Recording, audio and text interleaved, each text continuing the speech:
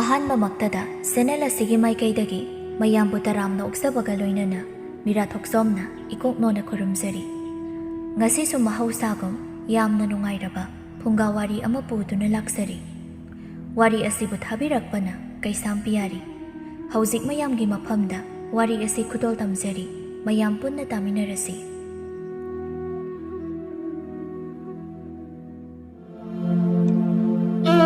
ꯅꯨꯡꯁꯤꯊꯣꯏ ꯑꯃꯗꯤ ꯕꯁꯟꯇꯒꯤ ꯃꯆꯥ ꯑꯅꯤ ꯂꯩꯔꯝꯃꯤ, ꯅꯨꯄꯥ ꯑꯃꯒ ꯅꯨꯄꯤ ꯑꯃꯒ꯫ ꯃꯆꯥꯅꯨꯄꯤꯒꯤ ꯃꯤꯡꯂꯦꯟꯅ ꯂꯩꯁꯅꯥ, ꯑꯗꯨꯒ ꯃꯆꯥꯅꯨꯄꯥꯒꯤ ꯃꯤꯡꯂꯦꯟꯅ ꯃꯅꯤ꯫ ꯕꯁꯟꯇ ꯃꯅꯥ ꯈꯔ ꯇꯥꯊꯤ꯫ ꯑꯌꯨꯛꯅꯤ꯫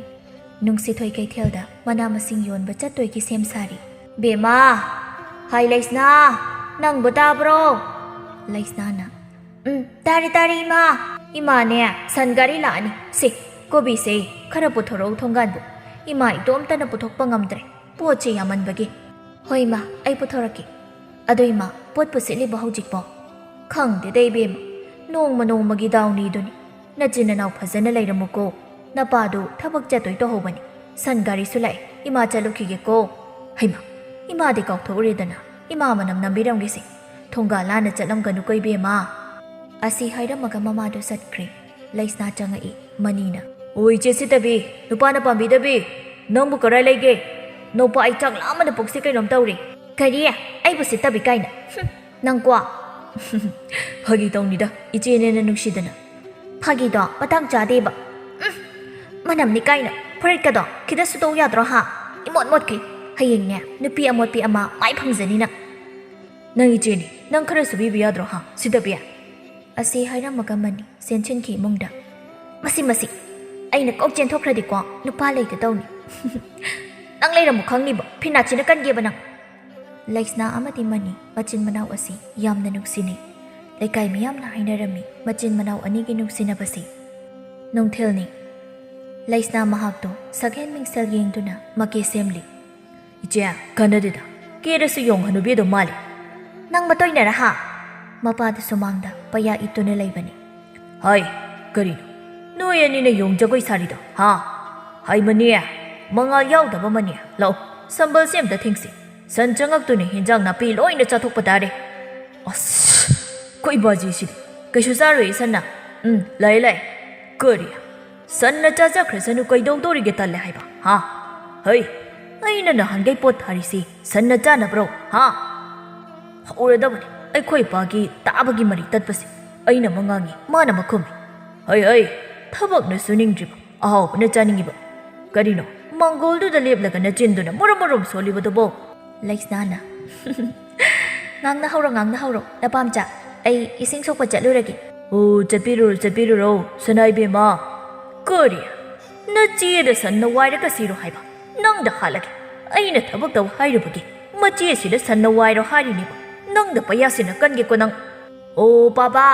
ꯏꯆꯦꯁꯦ ꯁꯟꯅ ꯋꯥꯏꯔꯒ ꯁꯤꯔꯣ ꯍꯥꯏꯕ ꯅꯠꯇꯤꯌꯦ, ꯁꯅꯥ ꯏꯕꯦꯝꯃ ꯍꯥꯏꯕꯅꯦ." "ꯑꯣ. ꯏꯄꯥ ꯒ꯭ꯌꯥꯟ ꯇꯥꯔꯤ. ꯅꯥꯁꯤꯁꯨ ꯑꯍꯜ ꯑꯣꯏꯁꯤꯜꯂꯛꯄꯒꯤ ꯌꯥꯗ꯭ꯔꯦꯗ. ꯀꯟꯅ ꯉꯥꯡꯉꯤ. ꯃꯤꯅ ꯑꯩꯁꯦ ꯅꯥ ꯄꯪꯉꯤ ꯀꯥꯏꯅ ꯑꯃꯨꯛ ꯈꯟꯈꯤꯅꯤ. ꯏꯁ, ꯒ꯭ꯌꯥꯟꯒ ꯇꯥꯁꯤꯜꯂꯦ. ꯃꯤꯅ ꯈꯪꯅ ꯂꯩꯔꯤꯁꯤꯕꯨ ꯅꯥ ꯄꯪꯉꯤꯁꯦ ꯑꯃꯨꯛ ꯏꯀꯥꯏ ꯀꯥꯏꯅ." ꯂꯩꯁꯅꯥ ꯈꯨꯠꯇ ꯁꯅꯥꯕꯨꯜ ꯑꯃ ꯄꯥꯏꯗꯨꯅ ꯏꯁꯤꯡ ꯁꯣꯛꯇꯨꯅ ꯂꯝꯕꯤꯗ ꯂꯥꯛꯄꯅꯤ꯫ ꯅꯥꯃꯤꯕ ꯅꯨꯡꯁꯤꯠ ꯃꯍꯥꯛꯅ ꯂꯤꯔꯤ ꯁꯤꯜꯂꯛꯄꯗ ꯇꯥꯅꯤꯡ ꯂꯩꯕ ꯅꯨꯔꯖꯥꯃꯥꯒꯤ ꯑꯣꯏꯒꯤ ꯅꯥꯞꯄꯗ ꯇꯥꯡꯖꯔꯤꯕ ꯅꯥꯆꯣꯝ ꯑꯗꯨ ꯂꯩꯃꯥꯏꯊꯛꯇ ꯇꯥꯈꯤꯔꯝꯃꯤ꯫ ꯅꯥꯆꯣꯝ ꯇꯥꯈꯤ ꯍꯥꯏꯕ ꯈꯪꯗꯦ ꯂꯩꯁꯥ ꯃꯍꯥꯛꯇꯣ ꯆꯨꯝꯗ꯭ꯔꯤꯡ ꯆꯠꯈꯤ꯫ ꯄꯥꯔꯤꯇꯣꯟ ꯃꯥꯒ ꯃꯥꯡꯒꯣꯜꯖꯥꯎ ꯃꯍꯥꯛꯀꯁꯨ ꯂꯩꯁꯅꯥꯒꯤ ꯇꯨꯡ ꯏꯟꯗꯨꯅ ꯂꯥꯛꯄꯅꯤ꯫ ꯂꯩꯁꯅꯥꯗꯒꯤ ꯇꯥꯍꯧꯔꯕ ꯅꯥꯆꯣꯝ ꯑꯗꯨ ꯈꯨꯟꯀꯠꯂꯤ ꯄꯥꯔꯤꯇꯣꯟꯅ꯫ ꯂꯩꯁꯅꯥꯕꯨ ꯄꯥꯔꯤꯇꯣꯟꯅ ꯄꯥꯝꯖꯩ, ꯅꯨꯡꯁꯤꯖꯩ, ꯑꯗꯨꯕꯨ ꯐꯣꯡꯗꯣꯛꯄ ꯉꯝꯗꯕꯅꯤ꯫ ꯄꯥꯔꯤꯇꯣꯟ ꯃꯪꯗꯨꯅ ꯃꯇꯣꯝꯇ ꯍꯩꯖꯩ. "ꯑꯣ, ꯃꯉꯥꯎꯊꯤꯗ ꯅꯥꯃꯤꯕ ꯅꯨꯡꯁꯤꯠ ꯅꯪꯁꯦ. ꯂꯩꯁꯥ ꯑꯃꯒꯤ ꯑꯣꯏꯒꯤ ꯅꯥꯞꯄꯗ ꯆꯤꯟꯖꯔꯛꯂꯤꯕ ꯅꯥꯆꯣꯝ ꯑꯁꯦ ꯍꯦꯛ ꯃꯨꯟꯕꯤꯍꯧꯏꯗ. ꯀꯨꯏꯔꯔꯣꯏ ꯌꯦꯠꯀꯤ ꯅꯥꯞꯄꯗ ꯏꯈꯨꯠꯁꯤꯅ ꯆꯤꯟꯕꯤꯒꯦ ꯅꯥꯆꯣꯝꯁꯦ. ꯏꯅꯥꯛꯇ ꯂꯦꯡꯗꯅ ꯊꯝꯃꯒꯦ ꯃꯥꯒꯤ ꯇꯥꯍꯧꯔꯕ ꯅꯥꯆꯣꯝꯁꯦ." ꯃꯥꯡꯒꯣꯜꯖꯥꯎꯅ "ꯅꯥꯆꯣꯝꯗꯒ ꯋꯥꯔꯤ ꯁꯥꯟꯅꯔꯤꯗꯣ ꯑꯩꯈꯣꯏꯁꯨ ꯈꯤꯇ ꯇꯥꯖꯒꯦꯗꯅ." "ꯂꯩꯒꯁꯦ ꯃꯔꯣꯟ ꯊꯣꯛꯑꯕ ꯈꯪꯗꯦꯅꯦ." "ꯍꯥ, ꯀꯩꯕꯣ? ꯑꯣ, ꯅꯨꯡꯗꯥꯡ ꯋꯥꯏꯔꯝꯁꯤꯗ, ꯑꯗꯨꯁꯨ ꯂꯝꯕꯤꯁꯤꯗ. ꯃꯪꯉꯤꯀꯥꯟꯁꯤꯗ ꯑꯩꯅ ꯍꯦꯛ ꯊꯨꯒꯥꯏꯕꯤꯔꯦꯅꯦ. ꯅꯪꯅ ꯂꯩꯗꯨꯗ ꯅꯃꯤꯠꯇꯨ ꯀꯨꯞꯇꯅ ꯌꯦꯡꯂꯒ ꯈꯜꯂꯤ ꯋꯥꯈꯜꯗꯣ ꯀꯔꯤꯅꯣ ꯍꯥꯏꯕꯅꯤꯗ." "ꯁꯨꯝ ꯐꯖꯩꯅ ꯌꯦꯡꯕꯅꯤꯗ. ꯑꯁꯨꯛ ꯅꯤꯡꯊꯤꯕꯤ ꯃꯥꯒꯤ ꯅꯥꯞꯄꯗ ꯁꯤꯜꯂꯛꯏꯕ ꯅꯥꯆꯣꯝ ꯑꯁꯤꯁꯨ ꯐꯖꯩꯀꯣ." Ibo nangama aigi watine pamadi nungshiradi kok sasat hayoba mina hanjakizaniko hayeng ngauraga lambida chachani phongdoktaba nungshibase yam wai haibani nang yam khangin he sakta asika mayang kang bachum phaklangdana padu hekmanke lau chalasi haima nang khang da ngairibo chum mayang kang maman baini chahi kontra surabokta nupi thi khangdrise hairuba nupi chu amata yarakte khangdeda laisisu mami tangabra fazaba mida pangphada fazahal aduga athiba midana pangthingda thihali mingmaknena mangol jaukai aidibako nongdangni laisna chak thongni mamana sendong pari mapana hoi bema kari mathil thongba tare baba imana saugri ma thongaga paknam mama namo haibagi adugi paknam namge tawriye tharani na pane na nang ngangi do ha yaidi pagi pan irolasu morok khitang sahalaga loreda tu ekhoina mahaini mana makhomni kari no nupi nang na chinduda pangleng da lengi do ha ngasidi sel tong mamalida nokpet ka dawida sel ga mangadi machin ga manaton ga se loina samna doini ok hik mange kariya ai bo ok mali kai nang de phajari he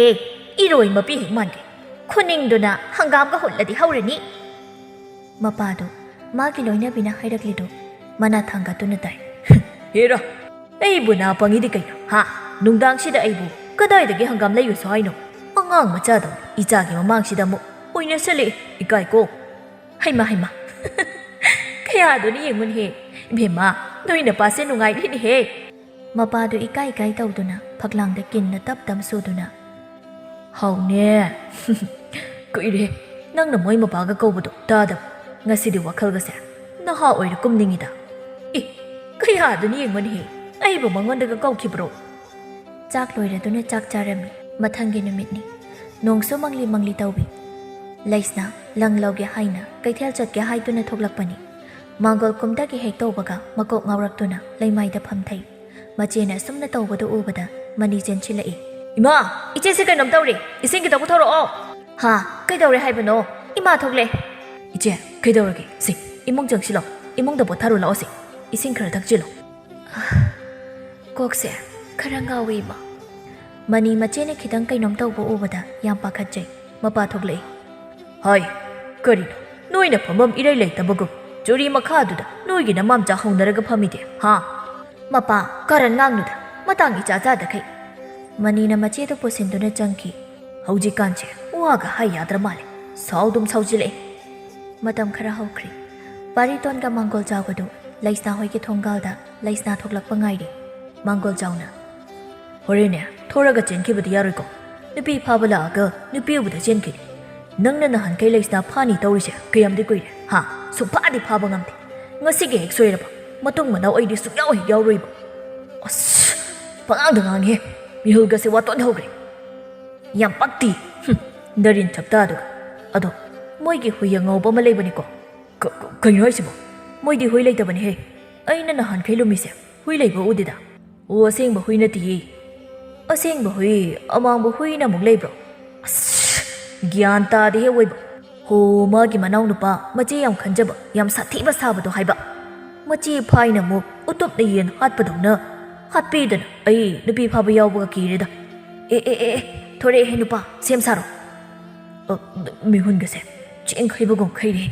mi gidi nungsibi uraga harawe hai ai gidi taradarani sagoldo thorang tor ai hito wangang dana ba phisina machinche minchina ba tawrake yoshile he apangshidi kamaina wakhal taba midabu sagol sida pharaga haptoidu ai tawgese phido piro kaidodoino phishina mangol jawna laisna thorak paduda tumina lomduna laisna gi machindo menchili adumna tawrabada laisna wan tharami adu ubada pariton pakhana kainna tawrido halaisna da aigi nupi phabiyo hairaga aigi nupi hatke tawrige gino yari wangang duna leirano sajasilo asumna paritona laisna bu pharami laisna pariton da chenba thoki masani yadrabasu jelurabi oibana mapana luhongbagi matam leplami pariton adu mayai oina nungai laisna kaptuna lei iche nang jetkradi aigi lakna pham oina pham leiraroi ko iche nang no pawa thadoktuna chatpa ngamadro aidi iche leitradi leiba ngamoi iche gi bungo ꯏꯆꯦꯁꯨ ꯌꯨꯝꯁꯦ ꯊꯥꯗꯣꯛꯇꯨꯅ ꯆꯠꯅꯤꯡꯗꯤꯌꯦ ꯑꯥꯗ ꯂꯩꯈ꯭ꯔꯁꯨ ꯑꯩꯕꯨ ꯀꯥꯎꯅꯨꯀꯣ ꯏꯆꯦ ꯉꯁꯤꯗꯤ ꯏꯆꯦꯅ ꯆꯥꯛ ꯏꯟꯕꯤꯌꯨꯀꯣ ꯏꯕꯨꯡꯉꯣ ꯑꯗꯨꯝꯅ ꯅꯆꯦꯗ ꯅꯨꯡꯉꯥꯏꯇꯕ ꯎꯠꯀꯅꯨꯕ ꯅꯤꯡꯉꯣꯜ ꯍꯥꯏꯁꯤꯗꯤ ꯑꯁꯤꯅꯤ ꯅꯣꯡꯃ ꯅꯠꯇ꯭ꯔꯒ ꯅꯣꯡꯃꯗꯤ ꯌꯨꯝꯅꯥꯛ ꯁꯥꯒꯩ ꯍꯣꯡꯈꯤꯕ ꯍꯥꯏꯕꯁꯤ ꯅꯆꯦꯒꯤꯁꯨ ꯃꯇꯝ ꯂꯥꯛꯑꯦꯅ ꯍꯦꯟꯅꯪꯕꯣ ꯂꯩꯁꯅ ꯃꯧꯄꯥ ꯅꯨꯄꯥꯒꯤ ꯅꯨꯡꯉꯥꯏꯇꯕꯗꯨ ꯎꯕꯗ ꯃꯥꯒꯤ ꯃꯀꯣꯛ ꯉꯥꯎꯕꯤꯗꯣ ꯍꯧꯔꯛꯂꯤ ꯂꯩꯁꯅ ꯇꯣꯏꯅ ꯃꯀꯣꯛ ꯉꯥꯎꯕꯤ ꯍꯧꯋꯤ ꯀꯩꯁꯨ ꯇꯧꯔꯣꯏ ꯍꯥꯏꯗꯨꯅ ꯁꯨꯡꯌꯦꯡ ꯌꯦꯡꯊꯣꯛꯁꯤ ꯌꯥꯗꯕꯅꯤ ꯃꯅꯤ ꯏꯃꯥ ꯕꯥꯁꯤꯕꯨ ꯂꯨꯅ ꯇꯧꯀꯣ ꯏꯃꯥ ꯑꯩ ꯀꯣꯛꯁꯦ ꯀꯩꯅꯣꯝ ꯇꯧꯔꯤ ꯏꯃꯥ ꯂꯩꯁꯅ ꯃꯧꯄꯥ ꯅꯨꯄꯥꯗ ꯏꯟꯒꯦ ꯍꯥꯏꯅ ꯃꯈꯨꯠꯇꯨꯅ ꯆꯥꯛꯇꯨ ꯇꯣꯠꯂꯒ ꯃꯧꯄꯥꯒꯤ ꯃꯆꯤꯟ ꯌꯧꯅꯕ ꯏꯟꯒꯦ ꯇꯧꯕꯗ ꯉꯝꯗ꯭ꯔꯗꯨꯅ ꯃꯈꯨꯠꯇꯨ ꯄꯗ꯭ꯔꯥꯛ ꯇꯥꯔꯛꯇꯨꯅ ꯃꯅꯤꯗ ꯃꯁꯥꯗꯨ ꯄꯗ꯭ꯔꯥꯛ ꯇꯥꯔꯛꯏ ꯏꯆꯦ ꯅꯪ ꯀꯩꯗꯧꯔꯒꯦ ꯏꯃꯥ ꯏꯆꯦꯁꯦ ꯀꯩꯅꯣꯝ ꯇꯧꯈ꯭ꯔꯦ ꯕꯥꯕꯥ ꯃꯥꯏꯕ ꯑꯝꯇ ꯀꯧꯕꯤꯌꯣ ꯕꯦꯝꯃ ꯀꯩꯗꯧꯔꯒꯦ ꯁꯤ ꯃꯅꯤ ꯅꯪ ꯆꯠꯂꯣ ꯅꯄꯥꯁꯦ ꯇꯥꯗ꯭ꯔ ꯃꯥꯜꯂꯦ ꯑꯋꯥꯡ ꯂꯩꯀꯥꯏꯒꯤ ꯃꯥꯏꯕꯗꯣ ꯀꯧꯔꯛꯎꯆꯣ ꯃꯅꯤ ꯃꯥꯏꯕ ꯀꯧꯕ ꯆꯠꯈꯤꯔꯝꯃꯤ ꯃꯥꯏꯕ ꯂꯥꯛꯇꯨꯅ ꯌꯦꯡꯉꯤ ꯀꯩꯁꯨ ꯇꯧꯔꯣꯏꯗ ꯐꯔꯅꯤ ꯃꯁꯥꯁꯦ ꯋꯥꯕꯩꯅꯤ ꯁꯦ इसिंग खरा पिरौसे फरनीदा वाखल लानी इबुंग मनी मपालदा अमता थोरौना ओहि खुरा है हा नचेसे खरा कोइरा माले नोइना सुम नमसिंदुना थम्मा माले खरा ngalingaidi yenghoradi phagadaबनी अखोइ जेबु कैदौरगे अमता हायोबसे खुरा तपथौ से अदोमना वखल सोन्थनु कैसु तौरैसे नोइना नमजिंदुना थम्मुबगे हाना ngalingaidi yengamadi कैसु तौरैदबनी नचेगे नाबसे पुंछीगी फररोय माना वखल नुंगाइना लैरिगै नचेगी पुंछी साम नचेना वखल नुंगाइत्रबदी तोइना मकोक ngaubi हौगनी खुरा फनबो उपाय अमता लैत्रब्रो कैसु तौरैसे वखलदा नुंगाइना थम्मुको नचेदा अवाबु वखल खलहनगनुको मनी मतम चुप्पद नचेबु हराव हलुको आई चले खुरा आई थिनोकजगे मतमना कनाबुसु ngaiबीदे हाइदुनी लैसना पारितोंदा लुहोंख्री चही ओलकपदा मनीसु नुपी थिरम्मी मनीगी लोइनबीगी ममिंगना मेलै गौरम्मी मेलै कया फबा मौनत्ते मबुक जलपिकपा मिदानी अयुक्नी मेलै हौगनी खंगदा खैतोम्मी नुंसा थोअबुक्ता मनेमना थबक तौरी नमौदे लेंखत्रिब्रो नंग नमौ अनौबीगा सारगा थबक्का तौरीदुबो बालो हे नुंगाइदे हे इमौ लागा नुंगाइगद्रा हाइरगा युम्बाल अमा तौरी फनदुम येंगबा नुंगाइरी खुखु हे कामखै नमौनेना ओ हौगत्रिये हौगत्रिबा नमौसिबु कमाइना चिंथोगा थबक तौहंदोइनो मा ngai leiradiне ai kaithel chatpa thengoi aine nangi namogo anjinaraga wariga saba tanjai ko chaagi dum tawine melai hakang wawa chanduna hogalai ima aikoi chak loi khrabra is thabak tawre khai mangol sida pham le thabak amta leitraba noi ni bo makuna nungai imau lakpadagi nungsi thoina wa ngang ba matam dane khara yenglaga ngang इमौनी को खलगने सुम दबथबन सक्ता मकनेना वाचे तमी हुनहुनबी लंकागी हिंचाबी कोचाबी हिमानखे थेंgai हौगले अदुगा मुक अहलमन गा सारे इमौनी खंदुना नहनगै खासे चिअगा खांगबनी हरे नंदिनिया सगोलु खराबी हिमानखे इमाना सुयाम एंगोंद ngangningि से कैगिनो हा तुमनी चानिंगे चानी नथौ लेब्रो हाइमा हाइ वारक तबिया नम्माना पाना अहलमनदा करी ngangi करी हाइनिसु तंबिरक्त्रब्रो हा मी खुदिंगे खना हुदोगी मचिनचे खुमदोगी थांगतुना लैरिदो इनेमसिदा हाइरिसे करीनो खलोइबा इमुंगसिदा पोट अमतसु लैबा ngamdre नपामदा थैमंदना होंgamdre अखोइसु इमुंग पुबा ओ इमादी आइना नहानके इपामदा पोट खरा पीबसिदा अदुग यामना चाइ ओइरे ओ आइदि पीदोरी ओइबेमा पीगेसुने नरलदो तालगा पियो मौने थबकसु निंग्रिबा नंग लाकपदगी इमुंगसिदा लैरिबा मानचांगसे काय चाबदा तुमदोरे आई मौगा लोइना खारे इमुंगसिदा कैसु लेसिलक्तरे मकुदो मोइना हाइनैदो खंगबदि नत्ति अदुबु मना थांगा तारी मकुदो मतोमता हाइजे हाइस पालो हे नुंगाइरे हे अमना मुखो अमना मुंगा कै हाइनदि खंगदे सिगुम कांचिदा नागसे पंगनिंगदे मसिदि फिदादुम थारगा नेना ताना खोंग्राइ चलगा यंगथोके ओ इमागी से फजना हौरिने हा वाचे तमी हुलहुनबी आइगेगी खंगलगे ngasidi लाओ नंगना कैदौदोरिबा हा हे आइसे नुंगसिथोय आइसु कनानो खंगनगे मनी ममौदो मसम फैदनरमी खुदसु यावरमी ओय ngangnabo waramalene amuk khut oina तौनरे आइगी नुपीसिना सामु अदुगा इमौसिना पुरा वाचे nupi pujilu madugi chingan bina maudu baba nang imagi mi chang mana tro horin chak hapoina ai ma na ye makune ne chau chau kai mai ka lui kai ne mi khangbra nang ha manem na mamaudu sauning dana mangol dagi sumang ta na kauthari ayo yo yo yo yo yo loi na ti khangmi ba hore na cha nu pa hala ga hai dok ke ba khwang ka lui chat khre ayo ma hoi tok lo yare sinaba tari kori no noi ba yare ni mama nang mo na mau se khara phura dia manem du saung na changki mamaudu sumang du da kap tu na le hawi mako so kai so hai rutri matam na sum hau khibana mani nupi thibadagi nupi na haibade inki magi nupi na bo hairadi loire nungsi thoi masadu sokchilakli mamau na so seba tawbide inthi nungaina nungdangni nungsi thoi na he tuna lei hey noi bu tabro ima si sing ya hamna khaurange asumna hairakpadu tabada melei sauna magi kada nupa nang changba yar haishini ima sina sugyamwana kawi sida changba yar di kaigina ai mai ba kawgi he mai ba kawa chatpada ai yumse thadok tuna chatkhini yangwan nang nama se kem nuksige ha nupi nang bom to wa ma khatar kan nupa chal tumuso ima sina here haiba ai na haise nang wanda na tro ha wa ma khatar kan ai wangang nindi na hegere na heroi gere nang na wabi haide sibu sikradi phadoni wayam chille mani mama gi manakta changa khidre magi loina bina changhan khidre oh asira icha no pa pokpagi nungai ba ising khujok ama phawba pithak pina ba leite ko gari ben da ba leire nang na kapidia ha moi ma pa matang cha da na wa choi ngang ising ki ta thak khanau se krak krak kang chak chu sa ba yade magi loina bina hairakli bado nungai tana hairakli ni di khangi adubu kai haino di khangdi nangbu nasa yamna nungai tabro kaidore aduk sondarade namai na mitu su loina maksille nungsi thoido kanna haiba ngamdraduna makhune ingitawi mapuroi bani ising puraktuna pena tha ami mathangi numitni laisna hathu mapamda laktuna mamagi leibamda changai mamana phamangda yata duna leibado ubada laisna thamoi so ami ima bema ichala idana icha gi saktam se ku irabani imana uning lakli base mani ga melai ga du changai laisna warong na hairi ima sine segi phibam se yongna sokchila hairabadi kari ga ingonda pau pirakte ha iche yare kaurkan ima matau karamna sumna sokchilamin na chata khita soirak pa yadro melaina ai khoi su kaisu tawroi drana khanba ade iche da pau pirak trabako nupa ai ke hainade anabagi manakta leibase manam mahase ai thu nang lehau khidra ngai khoe ai su laki ai su manam maha hainade ba mani kauru ra noi be kanaroi kauru bagi artha leiraroi nangi no pase hana gi do natre ni he be ma ima ai mai ba kauru gi se ngai hakta leiram kauru ra no kanaroi icha gi saktam se ujagi haiduna nama ai ngai ram li bane ibe ma nanem na ko gi seba ning thina do ko asomna namit nini humni gi matongda nungsi thoi taibang thadokri laisna pe na kapchei ima nang na chabu thadokna chatlabro ha ima laitrade ai yom sida lakpada kamai harau doi doi ma melaina inama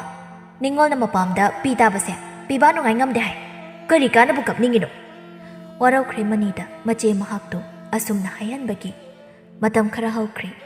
melai mana manigi leijabal lan thungai kaithok tuna mapamda thairami makogi seba tawni so khangde melai nungdangni nupa yumgi mado sel khara chile hairi adu kaidok saibanu hingol se thamto ase koindo dubi hingol se thamdo khredi ai khudi kaida leidoiba aina hairi se munna taw hingol se bandok thamdo ga sel khara mane imada sizina hanaba pikrasi aduga arimba sel singduna haldokna bohonasi matam khredi yumse handok ngamdri phau ai khoida leirurasi ngai khunupi babaga iche ga tanakhisi moi tanaramdrati nungai roi iche ne ngonda sauni nangi na che do yam kibra ha ne che do yumnak sagi onkrabini sida ma ki mathau ta de hairabu gi kanade napa mana pangba sida kari wana ta na doisha asumna wari sanarami ayokni mapana hojik pok len khatri malini hoi nupi na ngamba mangal yaudaba mani linkhalone mama da lairingai dadi wakhal se nungai jabani ꯏꯗꯣꯝꯇ ꯊꯅꯝꯗꯨꯅ ꯆꯠꯈ꯭ꯔꯦꯀꯣ ꯕꯥꯕꯥ ꯅꯃꯛ ꯇꯨꯝꯍꯧꯏ ꯌꯥꯝ ꯍꯧꯗꯣꯛꯅꯨ ꯑꯃꯨꯛ ꯆꯤꯛꯆꯅꯤ ꯀꯔꯤ ꯏꯃꯧ ꯍꯨꯏꯅ ꯆꯤꯛꯏ ꯍꯥꯏꯕ ꯃꯥꯗꯤ ꯀꯔꯝ ꯀꯥꯟꯗ ꯍꯨꯏꯅ ꯆꯤꯛꯏꯕ ꯍꯨꯏꯅ ꯆꯤꯛꯄ ꯑꯣꯏꯔꯝꯃꯣꯏꯗ ꯃꯥꯅ ꯍꯨꯏꯗꯨꯗ ꯆꯤꯛꯎꯕ ꯑꯣꯏꯔꯝꯅꯤꯗ ꯑꯁ ꯑꯩꯅ ꯑꯃ ꯍꯥꯏ ꯃꯥꯅ ꯑꯃ ꯍꯥꯏ ꯀꯔꯤ ꯍꯥꯏꯕꯅꯣ ꯍꯥ ꯅꯆꯤꯟꯗꯨꯗ ꯂꯦꯡꯉꯤ ꯋꯥꯗꯨ ꯈꯔ ꯈꯔ ꯀꯟꯅ ꯉꯥꯡꯉꯨ ꯕꯁꯟꯇ ꯉꯥꯏꯍꯥꯛ ꯉꯥꯡꯅꯔꯝꯗꯨꯅ ꯊꯣꯡꯒꯥꯜꯗ ꯊꯣꯛꯂꯛꯏ ꯊꯣꯝꯕꯅ ꯍꯩꯕ ꯏꯇꯥꯎ ꯎꯗ ꯀꯨꯏꯔꯦꯗ ꯑꯣ ꯀꯔꯥꯏ ꯆꯠꯂꯨꯏꯅꯣ ꯀꯔꯥꯏꯗꯩꯅꯣꯗ ꯏꯕꯨ ꯑꯁꯨꯛ ꯌꯥꯝꯅ ꯉꯜꯂꯤꯀꯥꯟꯁꯤꯗ ꯀꯗꯥꯏꯗꯒꯤ ꯆꯥꯛꯅꯣ ꯆꯥꯛ ꯊꯣꯡꯅꯕ ꯃꯤꯒ ꯍꯧꯒꯠꯍꯧꯗ꯭ꯔꯤ ꯆꯥꯛ ꯆꯥꯔꯕ ꯍꯥꯏꯕ ꯅꯠꯇꯤꯌꯦ ꯏꯇꯥꯎ ꯀꯔꯥꯏ ꯆꯠꯂꯨꯏꯅꯣ ꯍꯥꯏꯕ ꯆꯥꯛ ꯆꯥꯗ꯭ꯔꯤ ꯍꯥꯏꯕ ꯅꯪꯕꯣ ꯑꯩ ꯆꯠꯍꯧꯕꯅ ꯐꯔꯅꯤ ꯀꯣꯛꯀ ꯉꯥꯎꯔꯦ ꯑꯣ ꯏꯇꯥꯎ ꯑꯩ ꯆꯠꯂꯒꯦꯀꯣ ꯋꯥꯔꯤꯁꯨ ꯅꯨꯡꯉꯥꯏꯔꯤ ꯑꯣ ꯆꯠꯂꯒꯦ ꯍꯥꯏꯔꯣ ꯆꯣ ꯋꯥꯔꯤ ꯁꯥꯟꯅꯍꯧꯗꯗꯤ ꯉꯥꯏꯔꯤ ꯃꯦꯂꯩꯃꯥꯅ ꯆꯦꯟꯗꯨꯅ ꯍꯤꯡꯒꯣꯜꯗꯨ ꯕꯟꯗꯣꯞ ꯊꯝꯕꯒꯤ ꯍꯥꯏꯅꯔꯝꯃꯤ ꯑꯋꯥꯡꯒꯤ ꯇꯥꯐꯛꯆꯥꯎꯗ ꯁꯦꯜ ꯈꯔꯁꯨ ꯂꯧꯊꯣꯛꯑꯝꯃꯤ ꯃꯤꯑꯣꯏꯕꯒꯤ ꯃꯆꯤꯟꯕꯨ ꯀꯅꯥꯅ ꯃꯦꯟꯕ ꯉꯝꯅꯤ ꯂꯩꯀꯥꯏ ꯃꯤꯋꯥ ꯉꯥꯡꯅꯕꯤꯁꯤꯡꯗꯨꯅ ꯁꯈꯤꯅ ꯀꯔꯤꯅꯣ ꯇꯥꯕ ꯁꯟꯇꯒꯤ ꯃꯃꯧꯗꯨꯅ ꯇꯧꯏꯗꯣ ꯀꯔꯤ ꯑꯆꯤꯟꯕ ꯂꯩꯕꯅꯣ ꯍꯥꯏꯕꯅꯤꯗ ꯍꯤꯡꯒꯣꯜꯗꯨꯕꯨ ꯕꯟꯗꯣꯞ ꯊꯝꯗꯣꯛꯑꯦꯌꯦ ꯇꯣꯝꯕꯤꯅ ꯈꯪꯗꯦ ꯏꯕꯦꯝꯃ ꯃꯀꯨꯗꯨꯁꯨ ꯃꯅꯥ ꯄꯪꯉꯦ ꯍꯥꯏꯗꯅꯅꯦ ꯏꯟꯊꯤ ꯅꯨꯡꯉꯥꯏꯅ ꯇꯧꯕꯤꯗꯦ ꯍꯥꯏꯕꯅꯤ ꯃꯅꯦꯝꯅ ꯍꯟꯗꯛ ꯂꯩꯈꯤꯗ꯭ꯔꯤꯗꯨꯁꯨ ꯁꯦꯕꯥ ꯀꯌꯥ ꯇꯧꯗꯦꯌꯦ ꯅꯠꯇꯦꯕ ꯃꯤꯑꯣꯏꯕꯅ ꯁꯤꯟꯅꯔꯤꯁꯤ ꯆꯥꯕ ꯌꯥꯗ꯭ꯔꯀꯥꯟꯗꯅꯦꯕ ꯏꯅꯦꯝꯁꯦ ꯆꯥꯕ ꯌꯥꯗꯦ ꯍꯥꯏꯔꯗꯤ ꯈꯤꯇꯁꯨ ꯆꯥꯕ ꯌꯥꯅꯕ ꯁꯤꯟꯕꯤꯗꯦꯌꯦ ꯃꯅꯝ ꯅꯝꯊꯤꯅ ꯃꯅꯥꯛꯇꯕꯨ ꯆꯪꯕꯤꯗꯦꯌꯦ ꯅꯤꯡꯉꯣꯜ ꯂꯥꯛꯄꯗꯒꯁꯦ ꯍꯔꯥꯎ ꯍꯔꯥꯎ ꯇꯧꯗꯦ ꯍꯥꯏꯕꯅꯤ ꯑꯗꯨꯅꯕ ꯍꯧꯖꯤꯛꯇꯤ ꯂꯩꯁꯅꯥꯁꯨ ꯀꯌꯥ ꯂꯥꯛꯈꯤꯗ꯭ꯔꯦꯗꯅ ꯑꯩꯅꯦ ꯑꯁꯤꯒꯨꯝꯕ ꯅꯨꯄꯤꯒꯤ ꯏꯃꯧ ꯑꯣꯏꯕ ꯄꯥꯝꯗꯦꯀꯣ ꯑꯁꯤꯅ ꯃꯧ ꯍꯦꯛ ꯑꯣꯏꯔꯛꯄꯗꯒꯤ ꯇꯥꯕ ꯁꯟꯇꯨꯍꯣꯏꯒꯤ ꯏꯃꯨꯡꯗꯣ ꯃꯊꯣꯡ ꯑꯃ ꯆꯥꯗ꯭ꯔꯕꯅꯤ ꯃꯆꯤꯟꯅ ꯃꯆꯤꯟ ꯀꯜꯂꯤꯕ ꯅꯨꯄꯤꯅꯦꯅ ꯈꯤꯖꯩ ꯌꯦꯡ ꯍꯥꯟꯅꯗꯤ ꯃꯅꯤꯅ ꯃꯆꯦꯗꯣ ꯌꯥꯝ ꯂꯨꯅ ꯈꯟꯖꯕꯅꯤ ꯍꯧꯖꯤꯛꯅ ꯅꯨꯄꯤꯅ ꯍꯥꯏꯕ ꯏꯜꯂꯒ ꯂꯩꯈ꯭ꯔꯦ ꯄꯨꯔꯥ ꯃꯣꯔꯥ ꯑꯣꯟꯈ꯭ꯔꯦ ꯈꯪꯗꯦꯗ ꯏꯆꯦ ꯅꯨꯄꯤꯗ ꯊꯛ ꯀꯥꯍꯟꯒꯦ ꯀꯥꯍꯜꯂꯣꯏꯁꯦ ꯅꯨꯄꯥꯒꯤ ꯃꯈꯨꯠꯇꯁꯨ ꯂꯩꯕꯅꯤ ꯑꯁꯨꯝꯅ ꯃꯤꯌꯥꯝꯅ ꯆꯤꯕꯣꯜ ꯍꯥꯏꯅꯔꯛꯄꯗꯒꯤ ꯅꯨꯡꯁꯤꯊꯣꯏꯒꯤ ꯃꯧꯄ꯭ꯋꯥ ꯃꯅꯤꯒꯤꯅ ꯃꯥꯃꯒꯤ ꯅꯥꯀꯣꯡ ꯌꯧꯔꯛꯏ ꯃꯥꯃꯗꯨꯅ ꯑꯃꯨꯛ ꯂꯩꯁꯅꯥꯗ ꯍꯥꯏꯔꯛꯏ ꯋꯥꯐꯝ ꯑꯁꯤ ꯇꯥꯕꯗ ꯂꯩꯁꯅꯥ ꯊꯃꯣꯏ ꯀꯥꯏꯔꯝꯃꯤ ꯏꯆꯦ ꯑꯃ ꯂꯩ ꯍꯥꯏꯕꯒꯤ ꯋꯥꯁꯨ ꯀꯔꯤꯝ ꯈꯟꯗ꯭ꯔꯦꯀꯣ ꯏꯄꯥꯗꯨꯅ ꯀꯔꯥꯏꯗ ꯂꯩꯗꯣꯏꯅꯣꯕ ꯃꯣꯏꯅ ꯍꯤꯡꯒꯣꯜ ꯕꯟꯗꯣꯞ ꯊꯝꯃꯒ ꯃꯣꯏ ꯀꯌꯥꯝ ꯆꯤꯜꯂꯒꯦ ꯍꯥꯏꯕꯅꯤꯗ ꯑꯩꯉꯣꯟꯗ ꯍꯥꯏꯐꯦꯠ ꯊꯕꯛ ꯍꯥꯏꯔꯝꯗꯦ ꯄꯥꯔꯤꯇꯣꯟꯅ ꯀꯩꯒꯨꯝꯕ ꯑꯆꯤꯟꯕ ꯊꯕꯛ ꯈꯔ ꯂꯩꯔꯝꯅꯤꯁꯦ ꯐꯅ ꯆꯤꯜꯂꯁꯨ ꯑꯩ ꯃꯆꯦꯅꯤ ꯍꯥꯏꯐꯦꯠꯇꯪꯁꯨ ꯍꯥꯏꯔꯝꯕ ꯌꯥꯏꯅ ꯑꯩꯁꯦ ꯃꯤꯇꯣꯞꯂꯣ ꯅꯤꯡꯉꯣꯜꯁꯦ ꯁꯥꯒꯩ ꯑꯣꯟꯈ꯭ꯔꯕꯗꯤ ꯃꯤꯇꯣꯞꯂꯣ ꯍꯥꯏꯕꯅꯤꯗ ꯑꯩꯒꯤꯁꯨ ꯈꯣꯏꯔꯤ ꯅꯥꯎꯐꯝ ꯃꯐꯝ ꯑꯗꯨꯗ ꯇꯥꯔꯛꯈꯤꯕꯅꯤ ꯑꯩꯁꯨ ꯌꯨꯝꯗ ꯅꯨꯡꯁꯤꯌꯦ ꯇꯣꯛꯑꯣꯅꯦ ꯅꯨꯄꯤ ꯅꯪꯕꯣ ꯏꯃꯥꯗꯨꯒ ꯏꯄꯥꯗꯨꯒꯅ ꯋꯥꯅ ꯁꯨꯖꯗꯨꯅ ꯂꯝ ꯀꯌꯥ ꯂꯦꯞꯆꯕꯗꯨꯁꯨ ꯃꯧ ꯂꯥꯛꯄꯗꯒꯤ ꯂꯣꯏꯅ ꯀꯥꯏꯔꯦꯗꯅ ꯄꯨꯝꯅꯃꯛ ꯈꯥꯡꯗꯨꯅ ꯑꯩ ꯇꯨꯃꯤꯟ ꯂꯩꯕꯅꯤ ꯍꯟꯗꯛꯀꯤꯁꯤꯗꯤ ꯑꯩ ꯌꯥꯝ ꯄꯦꯟꯗꯦ ꯍꯥꯏꯁꯤꯅꯤ ꯑꯩꯁꯨ ꯌꯨꯝꯗꯨꯒ ꯃꯔꯤ ꯌꯥꯝꯅ ꯂꯩꯅꯩꯌꯦ ꯄꯥꯕꯗꯨ ꯀꯃꯥꯏ ꯂꯩꯔꯝꯗꯣꯏꯅꯣ ꯑꯩꯕꯨ ꯃꯣꯏꯅ ꯃꯤꯇꯣꯞ ꯇꯧꯅ ꯈꯜꯂꯤꯁꯦ ꯀꯔꯤꯒꯤꯅꯣ ꯍꯥꯏꯕꯅꯤꯗ ꯄꯥꯔꯤꯇꯣꯟꯅ ꯂꯩꯁꯅꯥꯕꯨ ꯊꯦꯝꯖꯤꯟꯕꯤꯔꯝꯃꯤ ꯂꯩꯁꯅꯥ ꯃꯍꯥꯛꯇꯤ ꯃꯄꯥꯝꯗ ꯂꯥꯛꯇꯦ ꯋꯥꯔꯧꯃꯟꯈ꯭ꯔꯦ ꯃꯧꯄꯥꯗ ꯂꯩꯁꯅꯥ ꯀꯔꯤ ꯃꯔꯝꯒꯤ ꯍꯤꯡꯈꯣꯜ ꯌꯣꯜꯂꯤꯅꯣꯗꯣ ꯈꯪꯅꯤꯡꯕꯗꯒꯤ ꯃꯥꯒꯤ ꯃꯥꯃꯗ ꯍꯪꯕꯤꯔꯨꯁꯨ ꯍꯥꯏꯔꯝꯃꯤ ꯅꯨꯡꯊꯤꯜꯅꯤ ꯍꯥꯏꯃꯅꯤ ꯃꯅꯤ ꯅꯪꯕꯨ ꯇꯥꯗ꯭ꯔꯣ ꯅꯪꯒꯤ ꯃꯥꯃ ꯂꯥꯛꯏꯅꯦꯍꯦ ꯑꯦ ꯃꯃꯥ ꯌꯥꯝ ꯊꯥꯖꯗꯦ ꯏꯊꯥ ꯊꯥꯖꯗꯅ ꯂꯥꯛꯏꯁꯤꯕꯨ ꯀꯔꯤ ꯂꯩꯒꯦ ꯃꯥꯃ ꯁꯨꯝ ꯀꯣꯏꯊꯣꯔꯛꯄꯅꯤꯗ ꯑꯩꯁꯨ ꯑꯍꯜ ꯑꯣꯏꯔꯛꯄꯗꯒꯤ ꯀꯌꯥ ꯆꯠꯊꯣꯛ ꯆꯠꯁꯤꯟ ꯉꯝꯗ꯭ꯔꯦ ꯉꯁꯤ ꯁꯨꯝ ꯀꯣꯏꯊꯣꯔꯛꯄꯅꯤꯗ ꯃꯦꯂꯩ ꯊꯣꯔꯛꯇꯨꯅ ꯐꯤꯗꯥ ꯊꯥꯏ ꯍꯩꯃ ꯏꯃꯧ ꯏꯕꯦꯝꯃꯁꯨ ꯂꯩꯔꯝꯃꯤꯗꯅ ꯁꯦ ꯍꯦꯟꯖꯥꯡ ꯅꯥꯄꯤ ꯈꯔ ꯄꯨꯔꯛꯄꯅꯤ ꯄꯨꯁꯤꯜꯂꯨ ꯏꯕꯥꯏꯇꯤ ꯂꯩꯇ꯭ꯔꯣ ꯍꯤꯡꯒꯣꯜꯗ ꯂꯩꯔꯝꯅꯤꯌꯦ ꯃꯥꯃ ꯀꯧꯊꯣꯔꯛꯎꯔꯥ ꯌꯥꯔꯦ ꯀꯧꯊꯣꯔꯛꯑꯅꯤ ꯅꯪꯒ ꯑꯣꯏꯅ ꯋꯥꯔꯤ ꯁꯥꯁꯤ ꯇꯥꯛꯄꯤꯌꯣ ꯃꯥꯃ ꯑꯩꯅ ꯍꯟꯗꯛ ꯄꯥꯎ ꯑꯃ ꯇꯥꯔꯤꯁꯤ ꯆꯨꯝꯕ꯭ꯔꯣ ꯍꯥ ꯃꯤꯅ ꯁꯨꯝ ꯉꯥꯡꯅꯕ ꯑꯗ ꯍꯪꯕꯅꯤꯗ ꯀꯔꯝꯕ ꯋꯥꯅꯣ ꯃꯥꯃ ꯑꯁꯨꯛ ꯆꯥꯎꯈ꯭ꯔꯕ ꯍꯤꯡꯈꯣꯜ ꯑꯁꯦ ꯕꯟꯗꯣꯞ ꯊꯝꯗꯣꯛꯏ ꯅꯣꯏꯕꯨ ꯁꯦꯜ ꯀꯌꯥꯝ ꯆꯤꯜꯂꯒꯦꯅꯦ ꯅꯆꯥ ꯑꯃ ꯌꯥꯎꯕꯁꯨ ꯅꯠꯇ꯭ꯔꯤ ꯁꯦꯜ ꯆꯪꯅꯤꯡꯉꯥꯏ ꯀꯩꯁꯨ ꯂꯩꯕꯁꯨ ꯅꯠꯇꯦ ꯃꯦꯂꯩ ꯃꯍꯥꯛꯅ ꯇꯥꯞ ꯑꯣꯛꯇꯨꯅ ꯈꯨꯝꯂꯛꯂꯝꯃꯤ ꯏꯄꯥꯝꯗ ꯁꯦꯜ ꯈꯔ ꯃꯊꯥ ꯁꯥꯕ ꯑꯗꯨꯗ ꯑꯩꯈꯣꯏꯁꯨ ꯁꯨꯃꯥꯏꯅ ꯁꯨꯝ ꯂꯩꯕ ꯌꯥꯗꯕꯅꯤꯅ ꯈꯔ ꯍꯧꯗꯣꯛꯅꯕ ꯇꯧꯒꯦ ꯇꯧꯕꯅꯤ ꯃꯧ ꯏꯕꯦꯝꯃ ꯅꯨꯄꯥ ꯃꯁꯦꯟ ꯋꯥꯔꯤ ꯁꯥꯟꯅꯕꯗ ꯅꯨꯄꯤ ꯑꯉꯥꯡ ꯌꯥꯎꯕꯁꯦ ꯀꯌꯥ ꯅꯨꯡꯉꯥꯏꯇꯦꯗ ꯃꯥꯃꯗꯤ ꯅꯨꯄꯤ ꯅꯪ ꯆꯪꯈ꯭ꯔꯁꯨ ꯑꯩ ꯉꯥꯏꯍꯥꯛ ꯃꯥꯃꯒ ꯋꯥꯔꯤ ꯋꯥꯇꯥꯏ ꯇꯧꯒꯦ ꯃꯦꯂꯩ ꯐꯦꯠ ꯂꯥꯎꯗꯨꯅ ꯆꯪꯈꯤ ꯅꯆꯦꯗꯗꯤ ꯁꯤꯒꯤ ꯋꯥꯐꯝꯁꯦ ꯍꯥꯏꯈ꯭ꯔꯕ꯭ꯔꯥ ꯃꯥꯗꯤ ꯈꯪꯈ꯭ꯔꯕ꯭ꯔꯥ ꯅꯆꯦꯅ ꯌꯥꯔꯛꯄ꯭ꯔꯥ ꯍꯥ ꯍꯥꯏꯗꯦ ꯏꯆꯦꯗ ꯅꯃꯧꯅ ꯍꯥꯏꯔꯨꯅꯨ ꯍꯥꯏ ꯁꯥꯒꯩ ꯑꯣꯟꯈ꯭ꯔꯦꯅ ꯑꯗꯨꯅ ꯍꯥꯏꯗ꯭ꯔꯦ ꯃꯣꯏꯗ ꯍꯥꯏꯔꯨꯔꯁꯨ ꯀꯥꯟꯅꯔꯣꯏ ꯅꯨꯄꯤ ꯃꯄꯥꯝꯗ ꯆꯤꯜꯂꯤꯕ ꯁꯦꯜꯁꯦ ꯀꯩꯁꯨ ꯏꯆꯦ ꯍꯣꯏꯅ ꯄꯤꯔꯛꯄ ꯉꯝꯃꯣꯏ ꯑꯗꯨꯅ ꯋꯥ ꯃꯥꯡꯉꯅꯤꯅ ꯍꯥꯏꯗ꯭ꯔꯕ ꯃꯇꯝ ꯈꯔꯗꯤ ꯅꯨꯄꯤ ꯃꯄꯥꯝꯗ ꯂꯩꯔꯨꯔꯒꯦ ꯇꯧꯅꯤ ꯃꯥꯃ ꯁꯕꯁ ꯌꯥꯏꯅꯦꯍꯦ ꯏꯕꯣ ꯅꯪꯇꯅꯤꯍꯦ ꯑꯁꯨꯛ ꯆꯥꯎꯈ꯭ꯔꯕ ꯂꯝꯁꯦ ꯃꯤꯉꯣꯟꯗ ꯊꯝꯗꯣꯛꯑꯒ ꯅꯨꯄꯤ ꯃꯄꯥꯝꯗ ꯂꯩꯗꯣꯏꯕ ꯌꯥꯏ ꯅꯪꯒꯤ ꯀꯣꯛꯇꯨ ꯌꯥꯏ ꯑꯗꯨꯒ ꯄꯣꯛꯃꯤꯟꯅꯕꯤ ꯅꯆꯦꯗꯒꯤ loina bini hina luna khalaba ibungo na che do mitop na te ko nangi hek na che mitop kum na khangan mama ga sigidi chalake ko na mug laki ko mani nang wakal khara taw ko natrade mama wa haining hai nupi gi mawasi ka hin lawdaba na phai ko chale mama chale mama ai thindok chagi yaranida thindok traso mathanggi numitni melaiga maniga mapam chatoigi thori mapana kadai da satoi nei bungo mani khara kalapna namang nupi hoida matam khara leiruge baba solabana paise itom ta yum sida thanamlaga nang nupi mapam da chatoi bako mani sira icha nupa pokpagi kanabase nache du sulakhidre nache du harau harau lakchabad inthi nungaina tawbidrabanina nache simi toplo kuiroye baba ai nanga wari aruba masanani ai pawo matai ko hingol se nang na kanada kairoba melaina as chalamdai khulamdai shida amuk ngang leire nupa chasilaw nang na hoji nangi nupi na haibada taduna chalibado adugi mahaisu phangakani ko napa aise miga manad na pangena noina aise kaishu leitana khallaba natro yari chal aduga thangdokhiba khongthangduna he yum sida muk hana khongon tarakpa yar itom tale horagi yum sida ai ama asuk chauna leiri sida kitta sumwa tanaramde ko noi baba kaurakat nang po ubagira asuk yambe iral ithomse loina mangise ibunga nang na nungaina sizinariba yonthokningi yonthoiba lamse namaga na paga ki humang mamal ne se kaudaba phaiko wangang ningdi nupina hairi khai yabasu phattaba leibani ko nachedo hojik te yum sida khongon tarakhidredara asi kanano do khangba pai nachedo mitop nati sagai on kre haiduna noina mitop ni khalido ipanu ngaite as chasilaw nupa ꯑꯩꯈꯣꯏꯅ ꯃꯉꯥ ꯃꯥꯅ ꯃꯈꯨꯝ ꯇꯧꯕ ꯅꯄꯥꯗꯨꯒ ꯋꯥꯔꯤ ꯁꯥꯟꯅꯔꯤꯗꯨ ꯇꯟꯗ꯭ꯔꯣ ꯃꯇꯝꯗꯨ ꯄꯥꯝꯃꯨꯏ ꯂꯥꯛꯎꯀꯣ ꯃꯇꯝ ꯈꯔꯃꯅꯤ ꯃꯦꯂꯩ ꯍꯣꯏꯒꯤ ꯃꯌꯨꯝꯗ ꯂꯩꯔꯤ ꯃꯦꯂꯩꯅ ꯄꯤꯕ ꯁꯦꯜꯁꯤꯡꯗꯨ ꯁꯤꯖꯤꯟꯅꯕ ꯂꯣꯏꯔꯛꯄꯗꯒꯤ ꯃꯦꯂꯩꯒꯤ ꯃꯅꯝ ꯑꯆꯧꯕꯤꯗꯨ ꯏꯁꯧ ꯇꯧꯔꯛꯏ ꯑꯣ ꯉꯝꯗ꯭ꯔꯦ ꯑꯩꯈꯣꯏꯁꯨ ꯌꯨꯝꯁꯤꯕꯨ ꯄꯨꯒꯗ꯭ꯔꯥ ꯃꯤꯇꯣꯞꯄꯨ ꯊꯥꯛꯀꯗ꯭ꯔꯥ ꯌꯥꯝ ꯋꯥꯔꯦ ꯈꯔꯗꯤ ꯈꯪ ꯌꯥꯔꯤꯅꯤ ꯁꯣꯝ ꯁꯨꯔꯨ ꯁꯨꯔꯨ ꯅꯩꯁꯤꯟꯗꯨꯅ ꯂꯩꯁꯤꯜꯂꯤꯕ ꯑꯁꯨꯛ ꯌꯥꯝ ꯏꯀꯥꯏ ꯈꯪꯗ꯭ꯔꯤꯁꯤ ꯀꯔꯤꯒꯤꯅꯣ ꯍꯥꯏꯕꯅꯤꯗ ꯍꯧꯗꯣꯡꯒꯤ ꯃꯥꯏ ꯍꯦꯛ ꯄꯥꯜꯂꯗꯅ ꯑꯣ ꯏꯅꯝꯃꯒꯤꯁꯦ ꯑꯩꯈꯣꯏꯁꯦ ꯍꯦꯛꯇ ꯇꯥꯜꯂꯤꯅꯤꯅꯦ ꯍꯥ ꯁꯦꯜ ꯂꯩꯔꯤꯉꯩꯅ ꯍꯔꯥꯎ ꯍꯔꯥꯎ ꯇꯧꯕ ꯑꯗꯨꯒ ꯁꯦꯜ ꯂꯩꯇ꯭ꯔꯒꯅ ꯆꯠꯂꯣꯅ ꯇꯥꯜꯂꯤꯅꯤꯕ ꯑꯩꯗꯤ ꯂꯩꯗꯣꯔꯤ ꯏꯅꯝꯃ ꯀꯩꯗꯧꯒꯦꯒꯦ ꯃꯐꯝꯁꯦ ꯑꯩꯒꯤ ꯏꯄꯥꯝ ꯑꯩꯒꯤꯁꯨ ꯁꯔꯨꯛ ꯌꯥꯎꯔꯤꯕ ꯍꯥꯍꯥꯌꯣ ꯂꯝꯅꯦꯅ ꯈꯨꯄꯥꯛꯃꯨꯛ ꯆꯥꯎꯕꯁꯤꯗ ꯑꯩꯒꯤꯁꯨ ꯁꯔꯨꯛ ꯌꯥꯎꯔꯤ ꯀꯥꯏꯅ ꯑꯩꯈꯣꯏ ꯐꯥꯎꯕ ꯂꯩꯕ ꯆꯟꯗ꯭ꯔꯀꯥꯟꯁꯤꯗ ꯃꯤ ꯃꯪꯅ ꯏꯀꯥꯏ ꯈꯪꯗ꯭ꯔꯗꯤ ꯍꯤꯗꯥꯛ ꯂꯩꯇꯦ ꯑꯗꯨꯅꯤꯗ ꯅꯪ ꯑꯣꯏꯅ ꯆꯠꯄꯤꯈ꯭ꯔꯣ ꯑꯍꯥꯌꯣ ꯑꯩꯗꯤ ꯀꯩꯗꯧ ꯆꯠꯇꯣꯔꯤꯕ ꯍꯥ ꯑꯣꯏꯕꯦꯝꯃꯥꯎ ꯑꯩꯁꯦ ꯌꯨꯝꯁꯤꯒꯤ ꯌꯨꯝꯕꯨꯔꯦꯝꯕꯤ ꯈꯪꯉꯕ ꯑꯩꯕꯨ ꯇꯥꯟꯕꯒꯤ ꯅꯇꯤꯛ ꯅꯠꯇꯦ ꯇꯥꯟꯕꯁꯨ ꯉꯝꯃꯣꯏ ꯅꯪ ꯑꯗꯨꯝ ꯆꯠꯄꯤꯈ꯭ꯔꯣ ꯅꯋꯥ ꯃꯌꯨꯝꯗ ꯆꯟꯅꯗꯕꯤ ꯃꯤꯒꯤ ꯏꯃꯨꯡꯗ ꯑꯃꯨꯛ ꯌꯩꯈꯥꯏꯕꯤꯔꯅꯣ ꯅꯤꯡꯉꯣꯜ ꯌꯨꯝꯒꯥꯏꯕꯤ ꯑꯣꯏꯕꯤꯔꯅꯣ ꯑꯁꯨꯝꯅ ꯇꯣꯏꯅ ꯈꯠꯅꯔꯛꯄꯗꯒꯤ ꯃꯅꯤ ꯏꯀꯥꯏꯗꯨꯅ ꯃꯌꯨꯝꯗ ꯍꯜꯂꯤ ꯃꯦꯂꯩ ꯃꯍꯥꯛꯁꯨ ꯃꯄꯨꯔꯣꯏꯕꯅ ꯆꯠꯈꯤꯕꯗꯨꯗ ꯃꯇꯨꯡ ꯏꯜꯂꯛꯏ ꯃꯄꯥꯅ ꯑꯩꯅ ꯌꯨꯝꯁꯤꯗ ꯈꯣꯡꯒꯨꯟ ꯑꯃꯨꯛ ꯍꯟꯅ ꯇꯥꯔꯛꯀꯅꯨ ꯍꯥꯏꯔꯒ ꯀꯔꯤꯒꯤ ꯇꯥꯔꯛꯂꯤ ꯍꯥ ꯆꯠꯈ꯭ꯔꯣ ꯅꯪꯗꯤ ꯀꯥꯟꯅꯗ꯭ꯔꯕ ꯃꯤꯅꯦ ꯑꯁꯣꯟꯕ ꯅꯄꯥ ꯑꯩꯕꯨ ꯅꯨꯡꯁꯤꯕ ꯉꯝꯗꯕ ꯅꯪꯒꯤ ꯅꯨꯄꯤꯅ ꯍꯦꯟꯅ ꯂꯨꯅ ꯈꯟꯕ ꯃꯤꯅꯦ ꯅꯪꯗꯤ ꯕꯥꯕꯥ ꯅꯆꯥ ꯂꯥꯟꯈ꯭ꯔꯦ ꯕꯁꯟꯇ ꯁꯥꯎꯅ ꯏꯃꯨꯡꯗ ꯆꯪꯈꯤ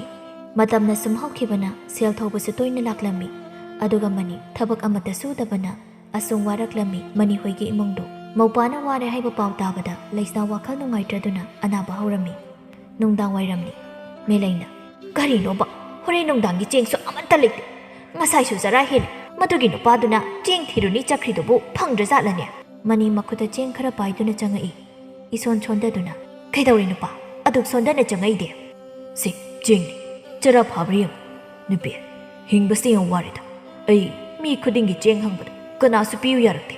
ꯂꯧꯅꯤꯗ ꯈꯪꯉꯤ ꯄꯤꯊꯣꯛꯅꯤ ꯈꯪꯗꯦꯅ ꯊꯤꯅ ꯉꯥꯡꯉꯛꯏ ꯏꯅꯦ ꯇꯣꯝꯕꯤꯅ ꯈꯔ ꯄꯤꯔꯛꯄꯅꯤ ꯁꯤ ꯆꯔꯥ ꯐꯥꯕ꯭ꯔ ꯌꯦꯡꯉꯨ ꯍꯤꯟꯖꯥꯡꯗꯤ ꯀꯔꯤ ꯇꯧꯅꯤ ꯍꯤꯟꯖꯥꯡꯁꯨ ꯑꯃꯠꯇ ꯂꯩꯇꯦ ꯑꯗꯣ ꯑꯩ ꯍꯤꯡꯒꯣꯜꯗꯒꯤ ꯀꯔꯤ ꯀꯔꯤ ꯄꯥꯟꯒꯦꯗꯣ ꯈꯔ ꯌꯦꯡꯉꯨꯒꯦ ꯑꯗꯨꯒ ꯁꯤꯡꯒꯩꯗꯒꯤ ꯁꯤꯡꯁꯨ ꯈꯔ ꯂꯧꯔꯨꯒꯦ ꯆꯥꯛ ꯊꯣꯡꯅꯕ ꯁꯤꯡꯁꯨ ꯑꯃꯠꯇ ꯂꯩꯇꯦ ꯑꯁꯨꯝꯅ ꯁꯨꯝ ꯋꯥꯔꯛꯄꯗꯒꯤ ꯃꯦꯂꯩ ꯃꯍꯥꯛ ꯋꯥꯈꯜ ꯈꯔ ꯈꯔ ꯇꯥꯔꯛꯄꯗꯤ ꯃꯥꯜꯂꯤ ꯑꯗꯨꯕꯨ ꯇꯥꯔꯤꯔ ꯇꯥꯗ꯭ꯔꯤꯔꯗꯤ ꯈꯪꯗꯦ ꯕꯁꯟꯇ ꯃꯆꯥꯗ ꯁꯥꯎꯈꯤꯕꯗꯒꯤ ꯀꯌꯥ ꯀꯧ ꯉꯥꯡꯗꯦ ꯑꯌꯨꯛꯅꯤ ꯐꯛꯆꯥꯎ ꯁꯥꯎꯅ ꯆꯪꯉꯛꯏ ꯃꯅꯤ ꯍꯥꯏꯕꯨꯡ ꯑꯃꯅꯤ ꯇꯥ ꯐꯛꯆꯥꯎ ꯂꯦꯡꯉꯩꯗꯅ ꯁꯣꯝꯗ ꯅꯅꯥꯎ ꯐꯤꯗꯥ ꯊꯥꯖꯒꯦ ꯌꯥꯔꯦ ꯐꯤꯗꯥ ꯊꯥꯗ꯭ꯔꯁꯨ ꯑꯩ ꯐꯝꯕ ꯂꯥꯛꯄ ꯅꯠꯇꯦ ꯑꯩꯒꯤ ꯁꯦꯜꯗꯣ ꯀꯔꯝ ꯀꯥꯟꯗ ꯁꯤꯡꯒꯦ ꯍꯥꯏꯕꯅꯣ ꯍꯥ ꯁꯦꯟꯗꯣꯏꯁꯨ ꯄꯤꯔꯛꯇꯦ ꯁꯦꯜꯂꯞꯁꯨ ꯄꯤꯔꯛꯇꯦ ꯍꯤꯡꯒꯣꯜ ꯄꯇꯥꯁꯦ ꯑꯩꯅ ꯄꯥꯏꯔꯤꯅꯤꯀꯣ ꯑꯩ ꯀꯌꯥꯔꯛꯁꯨ ꯍꯥꯏꯔꯕꯅꯤ ꯁꯨꯛꯄꯤ ꯄꯤꯔꯛꯇꯦ ꯅꯠꯇ꯭ꯔꯥ ꯍꯥ ꯇꯥꯗ ꯉꯥꯏꯕꯤꯕ ꯊꯥ ꯑꯃꯇꯪ ꯉꯥꯏꯕꯤꯌꯨ ꯅꯅꯥꯎꯁꯦ ꯍꯟꯗꯛꯇꯤ ꯐꯤꯕꯝ ꯑꯃ ꯏꯆꯥ ꯆꯥꯗ ꯇꯧꯕꯅꯤ ꯀꯌꯥꯝ ꯀꯨꯏꯔꯦ ꯑꯗꯨꯃꯥꯏꯅ ꯍꯥꯏꯔꯒ ꯂꯥꯛꯏꯗꯣ ꯍꯥ ꯅꯨꯃꯤꯠ 5ꯅꯤꯒꯤ ꯃꯇꯝ ꯄꯤꯔꯤ ꯁꯤꯗ ꯍꯦꯛ ꯄꯤꯗ꯭ꯔꯕ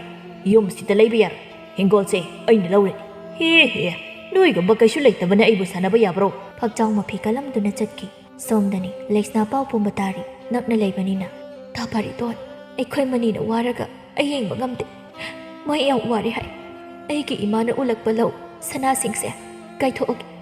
ꯑꯋꯥꯠꯄ ꯈꯔꯗꯨꯅ ꯇꯥꯄꯥꯔꯤꯇꯣꯟꯅ ꯊꯤꯕꯤꯔꯨ ꯑꯗꯨꯒ ꯍꯤꯡꯒꯣꯜꯗꯣ ꯍꯟꯗꯣꯛꯅꯕ ꯇꯧꯔꯁꯤ ꯅꯪꯒꯤ ꯁꯅꯥ ꯀꯥꯏꯕꯗꯤ ꯑꯩ ꯉꯝꯃꯣꯏꯗ ꯁꯅꯥꯁꯤꯡꯁꯦ ꯀꯥꯏꯗ꯭ꯔꯗꯤ ꯀꯣꯟꯅꯔꯨꯏ ꯁꯅꯥꯗꯤ ꯑꯃꯨꯛ ꯀꯣꯟꯅ ꯁꯥꯔꯁꯨ ꯌꯥꯏ